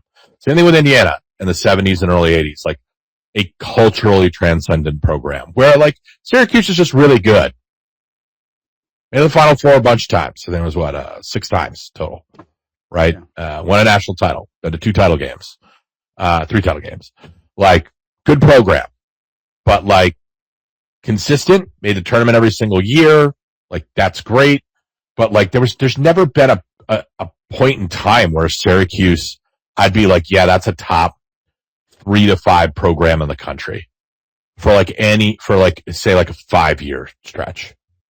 I can't think of a time where I would put them in that category. Probably the closest I would say probably come to that would be the late 80s. But like even in that, like, they had the 87 Final Four, and then there's like a 9-year gap until they got there again. I think it was 96. Yeah, and it was hard then because there were like 4 other teams in their small league had also done the exact same thing in the year they did it or the preceding year. So, yeah, there was always a bigger show, in town. And so they never really had that like cultural impact. And, they let Jim stay there too long. And they hired absolutely the wrong guy for the job on top of it. And that is just like a real sort of like right hook to the body, left hook to the chin kind of knockout combination for a program. And now you're 5-6 years removed from an NCAA tournament appearance. Like, had they not made it in 2021, you'd be going prior to COVID. And like, look, they're not getting there next year. So we're looking at probably 7-8 years removed from a tournament if everything goes according to plan. You don't have a real like crazy rival to hang your hat on. Georgetown falling apart really hurt because that game doesn't mean jack shit anymore to anybody that's not over the age of 40. And then all of the rivals that you brought with you to the ACC collapsed in on themselves. Yep. So like there's no like even game to really sell yourself with, right? Like we were left in the American Athletic Conference and now we're back in the Big East and we're having fun with St. John's on Friday night. We're in Madison Square Garden, by the way. Villanova is like, they're not back to where they were under GA, but they're like good again. And I just, by the way, because you alluded to it just now with what you said, I looked up something. I can't believe this is true, but so obviously Dan's like real landmark first win at UConn was 2019 when they go and they beat, when the program's a husk and they go and they beat Syracuse at Madison Square Garden in his third game as UConn head coach. November 15th, 2018. The next night, Syracuse lost to Oregon at Madison Square Garden, November 16th, 2018. That is the last time they played at Madison Square Garden. Yeah. That is almost it's like 7.5 years. It's crazy. It's crazy to even think about that. They played somebody that's 3 times. They played 3. They played at the Stan Sheriff Center when the Maui Invitational got. They play at the Center all the time, but it's not the Garden. As somebody that could probably claim the Big East tournament as a secondary residence of my own, like just the idea of Syracuse fans not being there is just like, that's crazy to me. But like, there's just no brand value in bringing them back in, you know, and they don't draw to Brooklyn anymore. They have really no meaningful awareness in the New York City area, which if you're in the Northeast, I just don't care. You don't have real presence in Northern Jersey and New York City. You're just not going to be a competent college basketball program in the Northeast. It's just impossible to do. They don't have any real rivals anymore. It's hard to create atmosphere there. And like, you know, forget just the travel to like Stanford and fucking Dallas to play SMU. And it's just like the things, like, as much as I'll dump on them, like things around them that they have nothing to do with making it worse. Like the comedy of UConn becoming a rocket ship, sure. But the comedy of now you're in a league with SMU. Now you're in a league with Cal. And the fact that every single other team that joined this league with you has gone to absolute dog shit. And your rival who you can still schedule, Georgetown, goes to absolute dog shit. Like that's the part. And St. John's, when they were dog shit, they lost to St. John's a lot in the carried up. St. John's has an amazing record in there when they were under Mike Anderson. And now they don't play St. John's, and St. John's is a rocket ship again. Do you want to hear something funny? What's that? They could have had Kadari Richmond and Kadir Copeland. Yeah. As their guards last year and this year, but they just weren't able to retain either one of them. They lost Kadari to Shaheen. Yeah, Boeheim basically ran Kadari off. I mean, like, look, don't get me wrong. I think Kadari Richmond is a really good college basketball player, but like the only guy that, like, dude, that's one guy I have a really hard time blaming Jim Boeheim for. You know, especially that personalized class. But I mean, regardless, like, go ahead. If he had the foresight, he would have been the best player that they had in the last 4 or 5 years. And then what they did this year was like, and I don't want to dump on the kid specifically, like bringing Kyan Anthony in was like the most predictable, this is fucking stupid thing you could possibly do. There's it's like bringing the legendary former player in as a coach, and we lived it. Like, don't bring in a situation that can only make the memories bad. And last night, Carmelo, his dad, is going off on Instagram when they were down 10. Well, then they were down 35, and his kid is shooting 22% from 3. And now the fan base has kind of turned on his kid, who is just a top 150 player. There's 150 of them. They don't all immedately hit. And when you're the son of the legend, I think he was like 30s. He was like the 30s. Okay, well, that makes it worse then, because he can't shoot for shit. Yeah, it was 30s. But it's bad, and we have people who know this better than us that we should introduce. Sam Fetterman, who like immediately ran to this like a moth to light, and I don't blame him. Sam, it's bad. It's bad. It's really bad right now. Every text, every game that Syracuse plays, I'm getting texts from my friends on campus, Fire Red and all of that. And like, we've gotten to a point where I wrote a column last week where it's like, the noise has just gotten too loud. Like, this is going to happen at the end of the year at this point. And every single game is just, at this point, a distraction, and it's turning into a cacophony of just a disaster. And I honestly at this point feel bad for the staff and the players, because like this is a situation where, I mean, there's no winning at this point. Sam, can you explain to me how a power conference team can shoot 63% from the foul line? 7% higher than it was at one point this season. That's true. It's true. It's improved. Okay. William Kyle is just a straight bad free throw shooter. You have to have him on the floor, though, for defense. He's the best defender on the team. He is legitimately one of the best defenders in the ACC. The problem is, if you throw him the ball anywhere aside from right under the basket, he can't do anything. And that's fine. Like, that's fine for a big man. Like, that's fine for your elite defensive big man. The problem is, they have two guards that don't play off ball, and neither of them are very good shooters. Combine that with your ball dominant four-man, who's also not a terrific shooter, and you're basically, to have all of your best players on the floor, you have 1.5 to 1.9 shooters. And Autry's wondering last night after the UNC game, he says to the media, like, we don't move without the ball well. Well, yeah, you brought back a guy who was very clearly bad off of the ball, and then brought in a ball-dominant point guard who was the highest usage player for the number 15 ranked offense in the ACC last year, and expected the offense to magically get better. I mean, they're ninth in the ACC in offense. The offense, like, isn't awful. It's just not good. Yeah, I mean, like, how does he let JJ Starling take this many threes? Well, by the way, I just wanted to point this out because this was going to make Hurley Mania laugh. Don't look, because I don't even think you're going to have to look.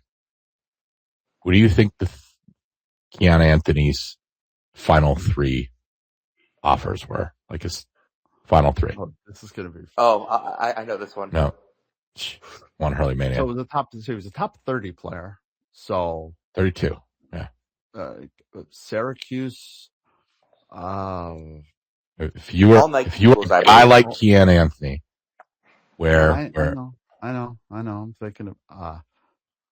I think one of them just changed. Syracuse, Louisville, and Pitt.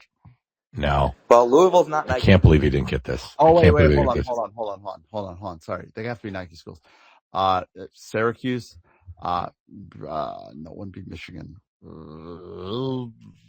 This is wonderful content. If you didn't give a shit about playing college basketball, where would you go? Oh, God. If you care I'm just going to name it. Everything but college. Oh, God. Yeah. So I'm just going to name it. I'm going to name it. Syracuse, Southern Cal. Yes, perfect. Rutgers. Absolutely perfect. Pepperdine? Rutgers. Was it Rutgers or was it? Rutgers. I thought it was Rutgers Auburn. is Under Armour. Rutgers. Oh, that's so good. That's so Auburn good. just changed to Nike. Yeah, he may have had an offer from Rutgers' final three were Rutgers. Like, it just, it is what it is. All the players on there, fucking who cares? But I just don't think that there's a constructive route back for them. Like, I don't think there's much of a route back for them to get back to where they were, and unless something dramatic changes. But like, if there's another big structural conference realignment, like they're out in the cold, man. I think there's we're out in the cold in general. It's where we live.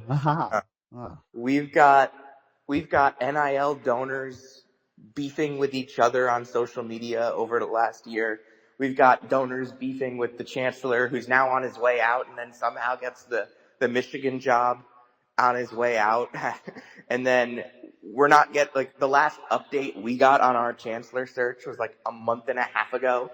And it just said, we've conducted a set of interviews and now we're moving forward with a couple of candidates.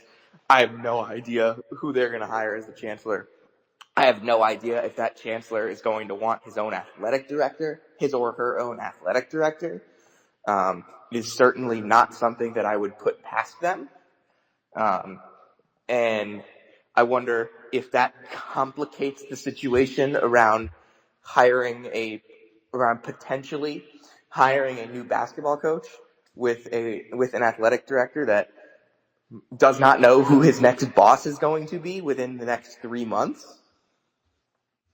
Certainly an interesting. Let me tell you about that guy, by the way. Bill Simmons, a former ESPN employee, had some thoughts he takes shots on at that him guy. all the time. Let me tell you something.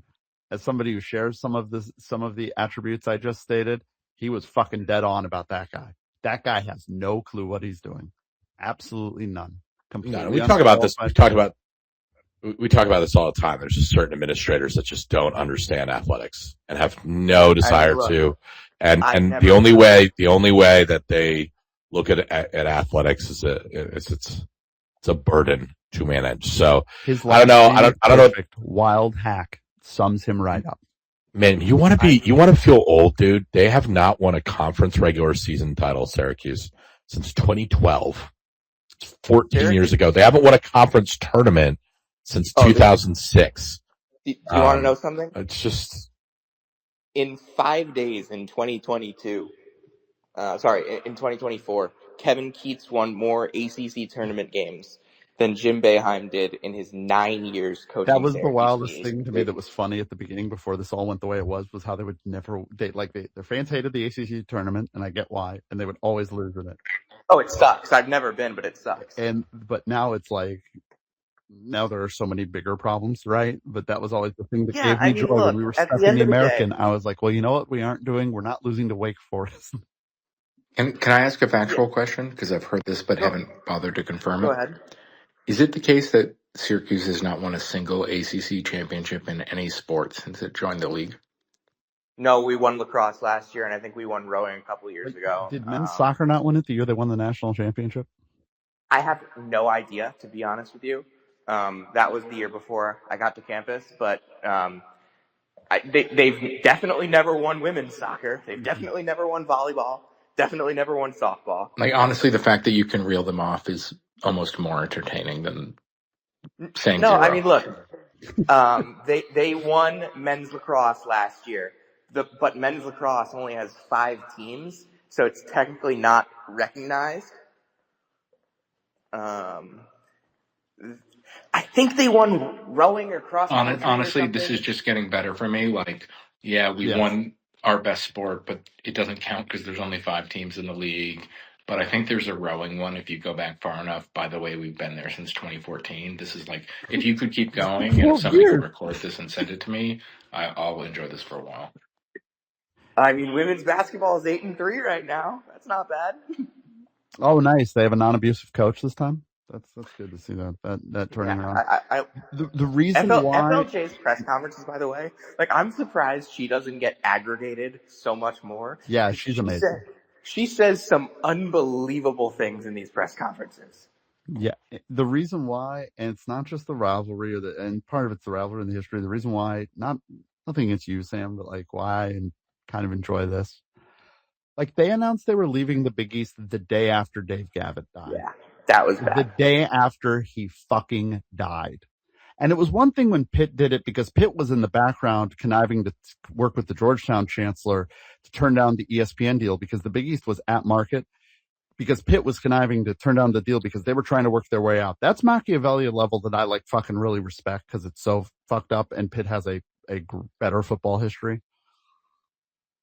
Syracuse was completely tied to this thing, and the second the patriarch that they all talked beautifully about for years and years hit the fucking floor, they were out. That's why I enjoy them being like this. They couldn't wait 2 fucking days, not 2 days, for Dave Gavitt to die to try and kill the league. Fuck them. I can't blame. Like, I think that it was, and like, I grew up hating Syracuse athletics. Like, I just ended up going to the school, and this is like the entire athletic department. Like, I've talked about this at length. I think last year they went like 21-81 or something in ACC women's sporting games. It was like 21-61 at one point. I don't remember what it finished at. Now basketball had a down year, women's did last year. But like volleyball, softball, women's soccer, are all just programs that are not going to compete in the ACC.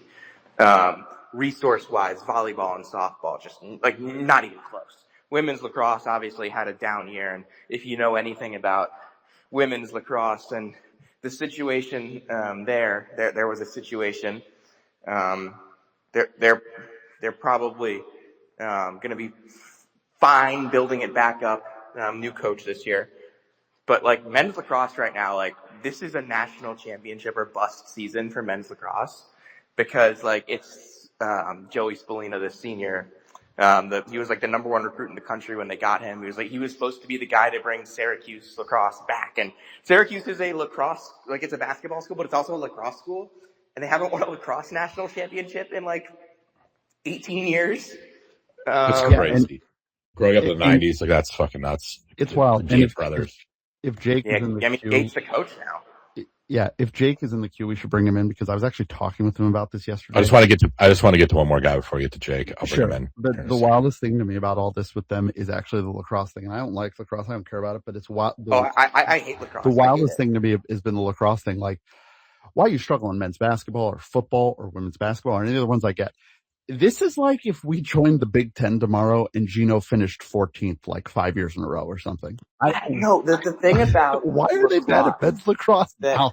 I've heard is like lacrosse has like donors, like men's lacrosse, like they have money in that program, and like it's like I'm sure Duke and Carolina and Notre Dame have money in those in Virginia. Like I'm sure those four, which is the rest of the ACC, I'm sure they have plenty of money in their programs as well. But like Syracuse lacrosse is like a thing. Like it's the Dome. It's like it's the Onondaga Nation. It's all of that, and like at the beginning of Gates' tenure, like they had a really bad first year. Desco retired, and like you'll have to go to other people to get like the full lacrosse scoop. But like it's Connecticut basketball show. That is not a program that is short on resources. Like a lot of people will tell you that like men's basketball, the problem is that they don't have enough NIL. That's not the only problem. I mean, the coaching staff. I don't want to, Sam. No offense. I don't want to get like crazy into it. I don't want to get into Syracuse lacrosse. Yeah. No. This is men's basketball. I'm back on men's basketball. Oh, good. I can't keep track right now. The coaching staff was like pretty clear and intentional in saying like, hey, we were intentional this offseason. We got the guys that we wanted. And like, if that's what you're saying preseason, I don't think that you can be making, and to credit the staff at this level, they're not making the NIL excuse, but a lot of fans are making it for them. It's a problem. It's not the problem. There are a lot of problems structurally, personnel-wise, and I don't think you can solve one without solving all. I don't think you can solve all without solving one. And I've enjoyed like my conversations that I've had with the people in the program. I think they're good people, but like right now we are like this is not what the fans expect out of this program at all. Yeah, thank you, Sam. All I'll say is that the first thing they'll tell me if they're actually serious about fixing this is they need to not give a shit about what Kai and Anthony responds to whatever they do next. Like they need to not. Agreed, 100%. I said this last year too. I said that if the reason why they were keeping Autry after last year was because of that recruiting class, it was a bad decision. Yeah. I don't think that's the reason why they did it. There were people that said that you have to keep him because of the recruiting class. That was ridiculous. There's not a single recruiting class in the sport, I think, that if you don't think the coach is the guy, this isn't where you can get a class and keep them for 4 years anymore. And look, all right, Sam, I got to move on here, man. It's getting late. It's midnight. I got to get to work tomorrow. All right, thanks a lot. Appreciate it. At Penfield, you've been very patient. Are you still lurking in the background, or did you unrequest? Can never see on this stupid app. I don't think Penfield's in here. Penfield, if you do want to talk, you can re-request up. I'll bring you in here in a little bit. Jake, make it a quick point if you're getting into Syracuse. I'm already tired of talking about him.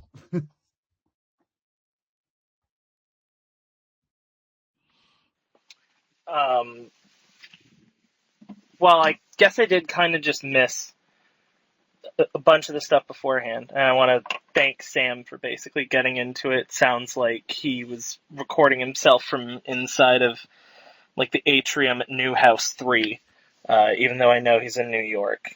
But I think the real thing that kind of just summarizes how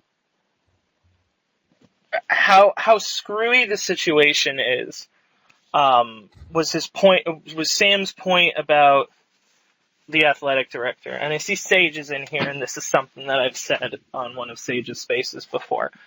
I don't expect John Wildhack to be back next year. And so you're stuck in this ultimate catch-22 with the basketball program specifically, where you have one of two options and both of them are bad. Either you let John Wildhack fire Red Autry and then make the next hire as he's on his way out the door, right? New chancellor should arguably be in by the time that the fall semester starts in August. And at that point, new chancellor will most likely, this is without any inside knowledge, this is just a gut feeling, because Wildhack hasn't been good. Kent Severud, the chancellor, wasn't that good either. In every aspect, whether it's sports, whether it's like his administration of the university, whether it's overseeing academics. When I went to Syracuse was a top 50 school in the U.S. News and World Report. It was like 40 something. It's like 70 now, and tuition has gone up $20,000 a year. So it's absolutely ridiculous. But new chancellor can come in, fire Wildhack.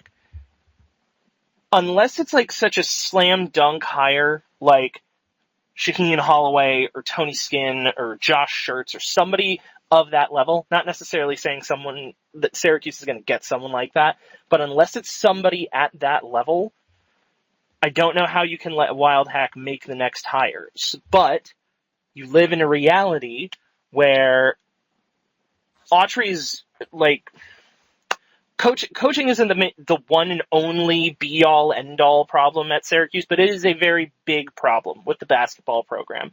So your options are you can either fire Red Autry, you can have Wildhack fire Red Autry on his way out the door and then hire a new person, or what you can argue is the more responsible thing is to install a new chancellor, have the chancellor fire Wildhack, most likely over the summer, but then you have to go through a process of trying to, it's essentially what Villanova went through recently, right? You have to find a new athletic director who can then hire the new head coach. But by the time that you find a new athletic director, it might be the start of the basketball season already. So if you're not going to let Wildhack fire Autry, then hire somebody new, you're most likely looking down the barrel of a fourth year for Red Autry, and that's just going to make everything infinitely worse. Like, attendance at the Carrier Dome is at the lowest that it has ever been, ever, in the entire existence of the building. And bringing back Autry for a fourth year might tank it even further. I don't see anywhere where that's going to happen for them. I think the responsible thing to do, I hate being such a cynic because I know you and Sam have ties to that university.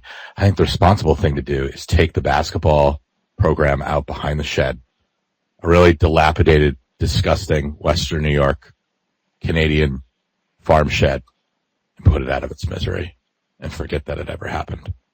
That's basically what's happening right now. Good. That's what I want to have. It's basically what's happening right now. Like, the smart and responsible thing would be to just hire a coach who's just, like, universally good and then keep it going. I don't think that's going to happen. I don't trust anybody within that university to make the best decision possible. So, in a way, you will get that shotgun blast to the back of the head, because I don't think anybody in a position of power at the moment within that university is going to make the right decision for the basketball program, and it's just going to make everything worse. But the good news is Syracuse fans are so deluded that they will think that everything is fine, and they will still think they'll find a backdoor way into the tournament. And hot balls, for them. And hot balls to tie this off when they pull the trigger. You know what they'll hear? You just hear the muffled blast from coming out of the orange. No, do it again. You got to do it again. It didn't come through. That's all I want to hear. That's all I want to hear in my sleep. Which, by the way, I'm just done talking about Syracuse. I don't give a fucking shit if they dropped a nuke on that place. Do you have anything else? I don't know if Penfield wants to request backup. I don't know if he's lurking. This stupid app never helps anything. But no, I want to thank Rick for jumping on, who I know is a proud Husky. I'm not using him as the Syracuse punching bag thing. I'm not doing that. But yeah, Thank no, you. I appreciate that. We were talking about UConn in this space, and then we went very sideways because nobody requested. It's another thing we can lay at the feet of uppercase. This is all his fault again. It is. I appreciate it. Well, and Penfield for being unable to connect. Well, no, Elon. It's really Elon's fault. But yeah, no, 60 or 90. Let me try take 3. 92-60 UConn. Just a dominant wire to wire performance, and now we get the fun shit Friday night.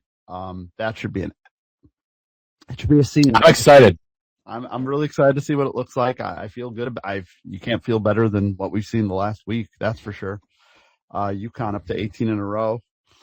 And, if they could pull one out Friday by any means necessary, there's no spreadsheet here. UConn's like a 1-point favorite on the spreadsheet. So any win is good, basically, for the spreadsheet. And if they get that, they've got a hammer lock, you would think, on the regular season title hopes right now, which are pretty heavily tilted in their favor because St. John's managed to lose to Providence at home. But this is going to be the toughest game left on the schedule right now. Before you get to March, obviously, is a road game at St. John's. It'll be a wild environment, and it's a chance now for, as much as UConn has proven themselves and everything, to take back what they believe is theirs. Because Rick was very, understandably, mouthy last year after they beat UConn twice and they won the regular season and they won the Big East title, and then both teams' seasons ended in the exact same fucking place. About this being their league again, and I mean, Dan Hurley. I don't know about that one. First of all, they did not end in the exact same fucking place. UConn came within an ass hair of beating the national champion, and St. John's got humiliated by John Calipari. That's correct. And second of all, I just want to be clear, despite my moaning about the team not playing to their potential, I have been feverishly focused on going 20-0, and I want it so bad. I want the record that can never be broken.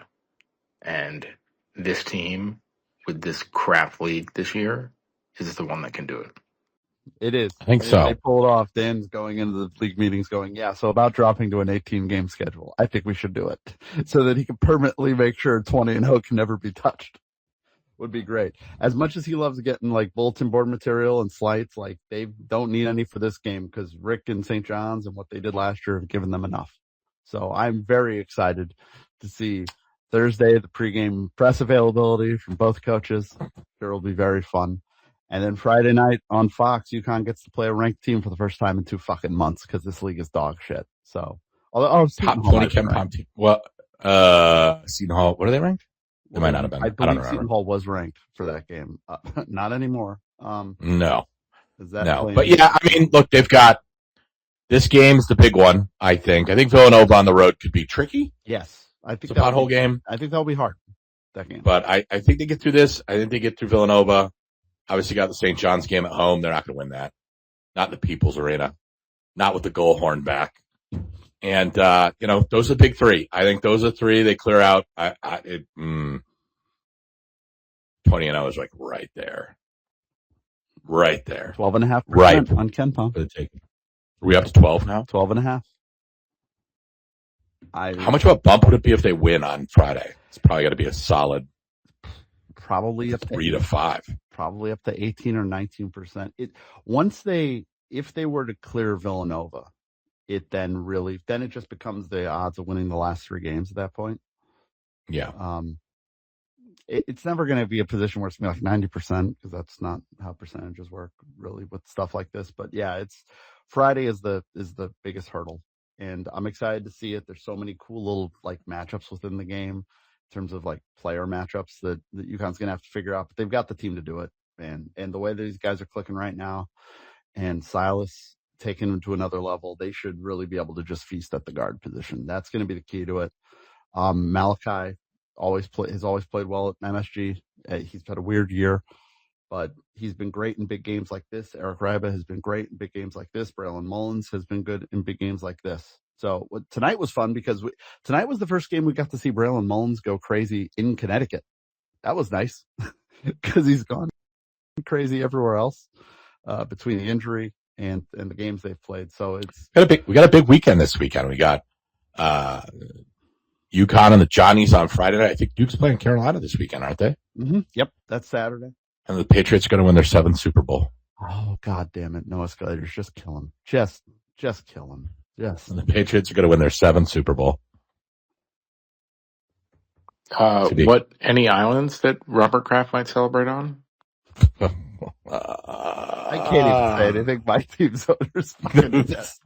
I think everybody's team is on the Epstein list in one way, shape, or form these days. No escalators. Me and the rest of the 12s will be rooting. Some of us have good billionaire owners, the Walton families, who would never be involved in anything untoward. So never do anything terrible, or ever have a quarterback like Tim Tebow.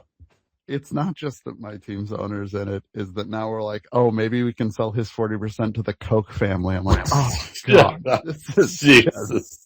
Fucking bleak. We got John Harbaugh. We're good. We'll be back. And we'll be with you Friday, probably ungodly late, but it's a big one. I might watch the game live, which would be interesting.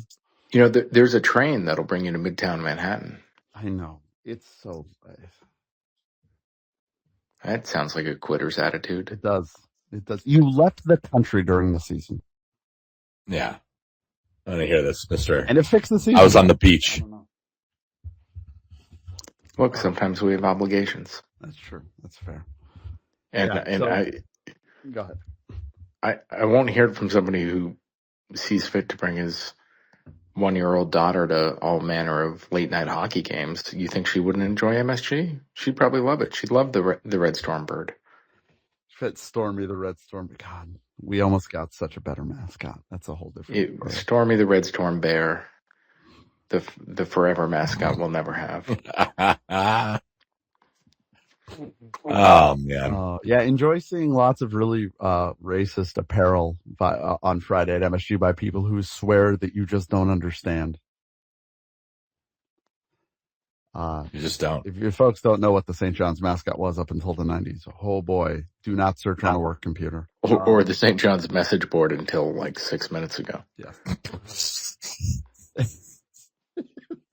So, if they still let us and they don't listen to this. To be fair, this is the crowd that always used to go to St. John's games. They haven't been to a meaningful college basketball game in 20 years. Yeah. So I just want it Friday because I cannot imagine what No Escalators drafts are like. I just want to see that video of Rick of just wave on by when you go by stores. Oh, I've got that. Oh, there's no drafts to Rick. They're all to our dear friend Gary. Oh no. He might hear from me. Poor Gary Parrish. I hate St. John so much. Do you have any drafts, Hurley Mania, for your best friend, Mr. Reppel there? I've thought about it. Not yet. We're workshopping. Come on, more than Mark Cuban. He's bragging about that. I don't know why you would brag that when you're sitting at like 16-5. I think it's the difference between being a real billionaire and someone who has to reply to somebody named Hurley Mania to proclaim that when you're a billionaire, somebody sends you links of tweets about you. I love it. My favorite thing about him is the crash outs over horse racing. They're so like, what decade do you think this is? They're so like, the only thing funnier than him caring is him like throwing millions of dollars at it. And yes, he has more millions of dollars, but like, you could also not fucking do that. The only thing better, No Escalators, as you may know, is his other thing that he throws money at, which is spring pro football. Like, this guy exclusively invents into dog shit businesses. It's a fucking miracle he made $1 billion looking at everything else he does. No, he is a guy that is addicted to investing money in absolutely the worst things you could invest money in. Addicted to. Rick Pitino, horse racing, and the UFL. If I see him in person, I'm going to throw a hat at his feet. Like, that's an incredible triumvirate to pick of bad spending. Yeah. I don't know. If you're really nice to him, maybe I'll taste of sugar water.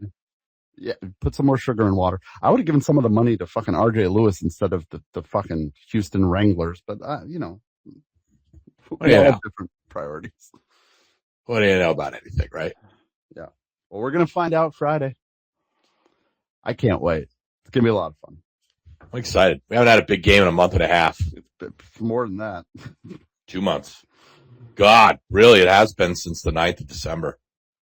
When we were in that weird ass hotel room in I know that sounds weird for the Florida game, but it's been a long time coming, and UConn has held up their end of the bargain. St. John's didn't, and then kind of has put the train a little back on the tracks. Maybe. Relatively speaking, yes.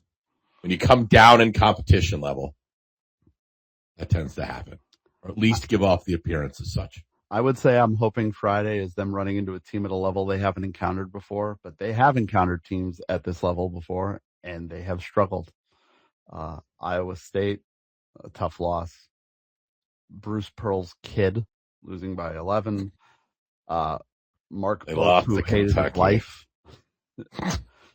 And Kim English were just too difficult to figure out. And also giving up 103 to Alabama. So that's their history against teams at UConn's level. So I think UConn's going to be a level above Friday night, and I think the crowd will be very interesting to see the break there.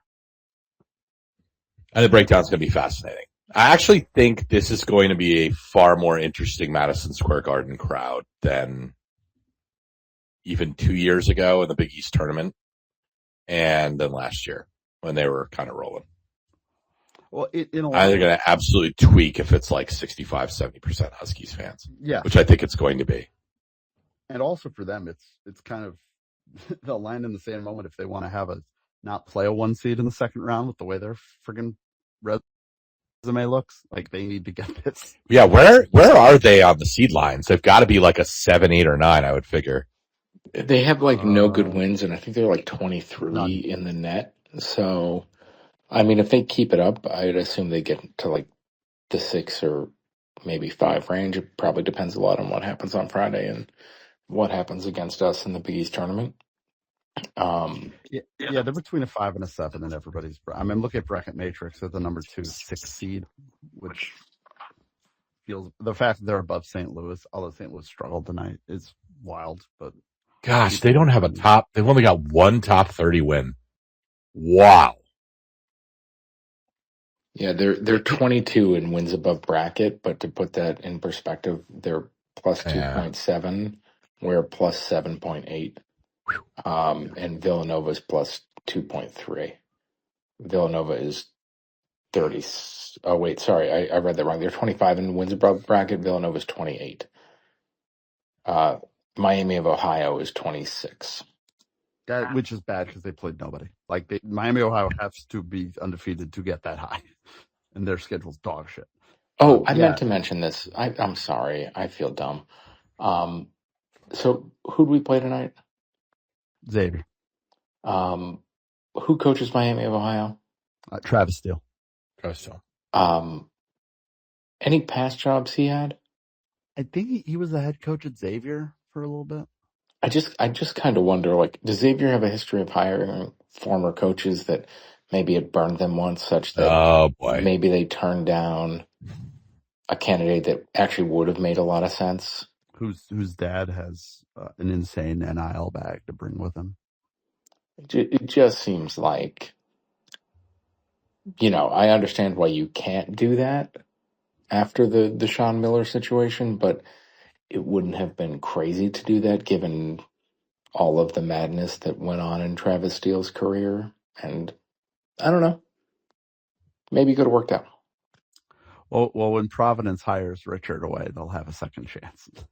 Well, Providence is convinced they're hiring somebody off our bench, which I'm skeptical of given how everybody in the building feels about that university, or that college, rather. Fair. Yeah, please don't overstate their standing in life.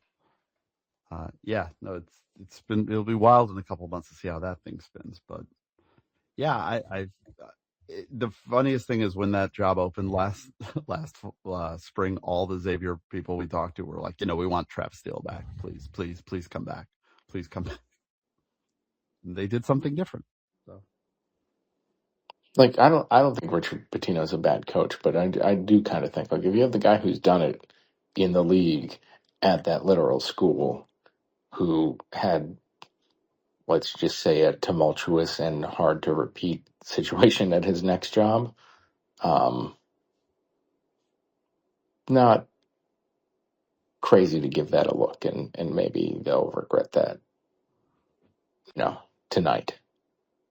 Yeah, I mean, it wouldn't have gone as bad as Randy Etzel too. So that's another vote for the retread.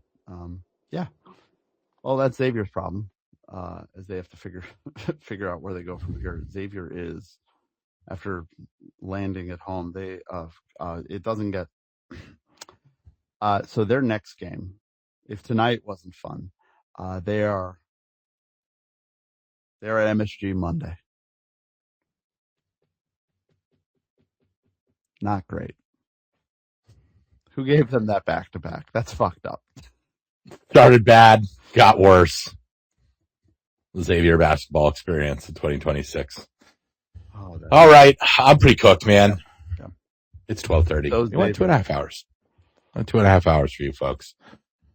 I want to talk about Syracuse. Maybe Travis still can go to Syracuse. I'll cut all that on the upload. Maybe Travis still can go to Syracuse. All right. Well, we're going to be back at you guys Friday night. What time is tip? 7 o'clock? 6:30? 8 o'clock. 8 o'clock. Oh, my God. We're going late again. Gosh. 8 o'clock on Fox, 5 o'clock at Legends if you want to get your T-shirt and a pizza box. It is tempting. It's a lot to carry around, though. Just is what it is. All right, so we'll see you folks after the St. John's game, 8 o'clock Friday night tip. Down at Madison Square Garden, we'll be with you guys right after the game. What's the weather forecast like this weekend, too, by the way? Fucking cold. Impossibly cold. That's what I like to hear. The wind chill on Sunday morning is going to be like 30 below, apparently. Bundle up, buttercups. It's going to be a big one in the Garden on Friday night. So we'll be back to you guys after the game to recap everything, maybe have some beers, say some completely irresponsible things, and talk about UConn's first top 20 matchup in a long time. But until then, folks, appreciate everybody hanging out tonight. We'll see you on Friday night, and you guys know the usual deal. Until then, keep in touch with yourselves. Good night, everybody.